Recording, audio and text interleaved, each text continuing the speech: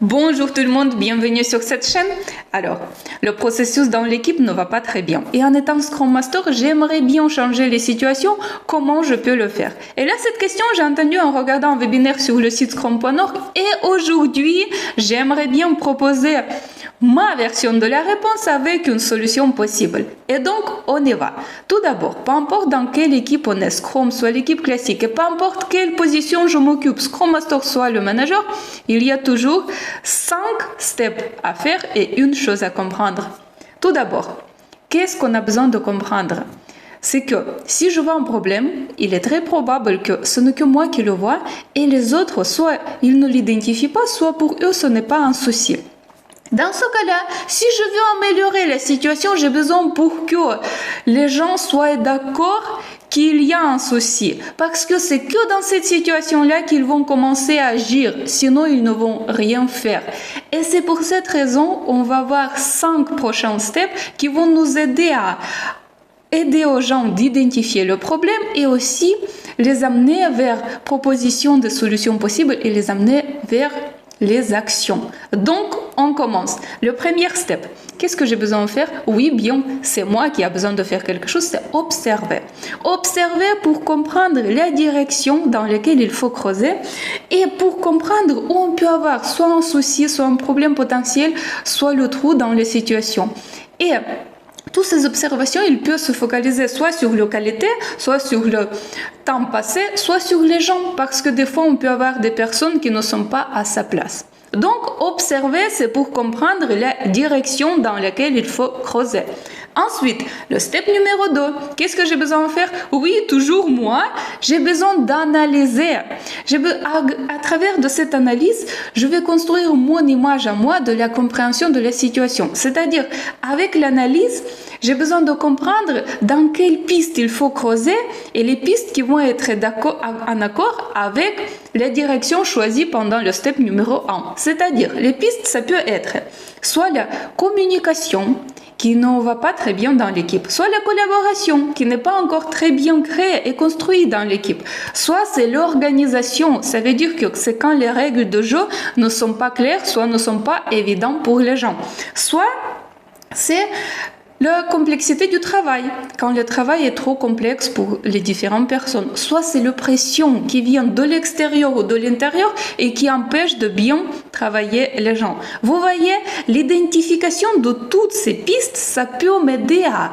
voir encore mieux où se trouve le souci et préparer, construire les questions à poser aux gens pour les amener vers l'identification de ce problème et vers les solutions possibles. Ensuite, le step numéro 3, qu'est-ce que j'ai besoin de faire? J'ai besoin d'aller voir les gens et discuter avec eux. Mais attention, il y a un piège ici. Discussion, c'est pas comme entre le manager, soit le Scrum Master et son collaborateur. Non, cette discussion, c'est pour construire les relations humaines dans l'équipe. C'est quand je vais aller voir les gens et discuter avec eux tête à tête, c'est pour voir mieux comprendre et aussi apprendre cette personne, de voir comment elle est, demander comment elle se sent dans l'équipe, qu'est-ce qu'elle pense du processus, qu'est-ce qu'elle pense de son travail, est-ce qu'elle est motivée, soit démotivée, peut-être elle a un souci personnel et ça l'empêche de bien s'appliquer au travail, de voir aussi qu'est-ce qu'elle pense, qu'est-ce qu'elle peut donner comme des propositions. C'est quoi son point de vue concernant tout ce processus, concernant le travail, concernant l'organisation? C'est vraiment pour écouter et pour avoir le feedback, pour savoir aussi leurs besoins. Parce que quand on discute avec les gens, il peut nous donner tellement beaucoup d'idées, il peut nous donner encore d'autres pistes à creuser, il peut nous aider à comprendre mieux la situation à travers de leur point de vue, à travers de leur vision. Et ça, cette information, c'est trop cher pour nous, c'est très riche au niveau des connaissances et de la compréhension et pour la création des relations dans l'équipe. Ensuite, l'étape numéro 4, qu'est-ce que j'ai besoin de faire encore?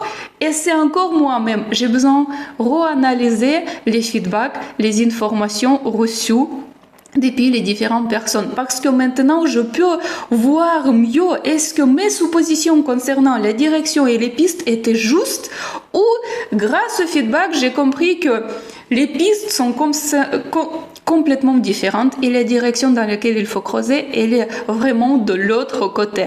Et maintenant, avec cette analyse, je peux préparer bien les différentes questions pour poser ces questions aux gens, pour les amener vers l'identification de ceci, soit l'identification du problème.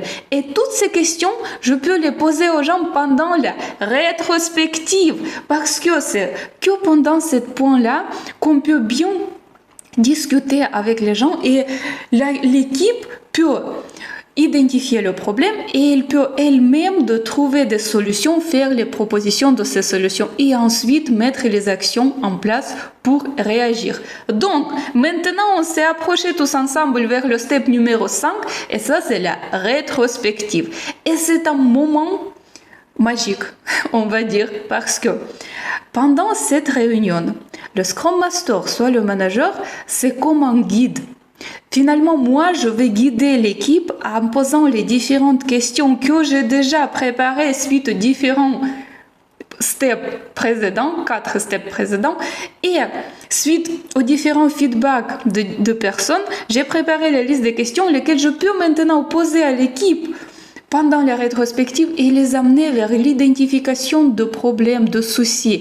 Et ensuite, là, c'est très important. J'ai besoin de faire un pas en arrière, un bon moment, pour laisser les gens de faire des propositions, de discuter, de chercher des solutions et de proposer les actions mises à mettre en place. C'est pas à moi de le faire. Non, moi, je suis un guide. Je suis quelqu'un qui les amène, qui les pose des questions, mais après, c'est les gens qui décident. Et moi, je leur aide d'aller dans la bonne direction. Et voilà, finalement, les gens, pendant cette réunion, vont identifier le problème et ils vont proposer par eux-mêmes les différentes solutions. Et ensuite, comme c'est leur proposition, comme c'est leur choix, ils vont agir plus volontairement que si c'était mon choix à moi et ma proposition à moi. Et donc, maintenant, il y a 2 choses à noter. C'est que, première, dans le métier de Scrum, il y a une théorie.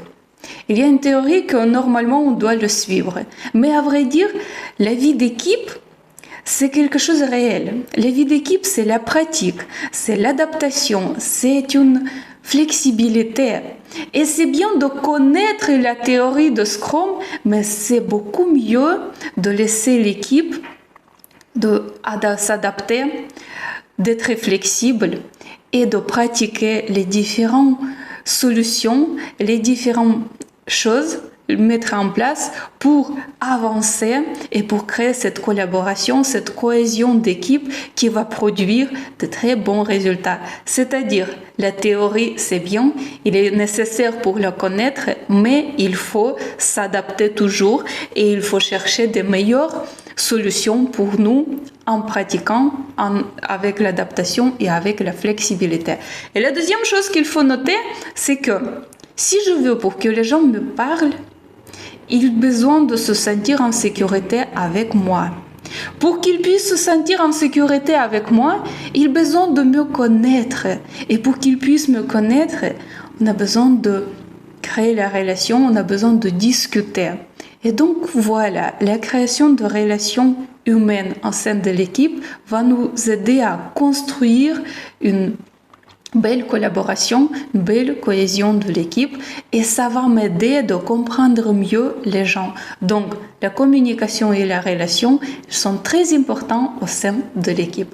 Et alors, maintenant, je vous propose de essayer d'utiliser ça, faire ces 5 steps et aussi avec une chose à comprendre, voir qu'est-ce que ça donne et partager vos expériences dans les commentaires de cette vidéo. Merci beaucoup pour votre attention et à bientôt.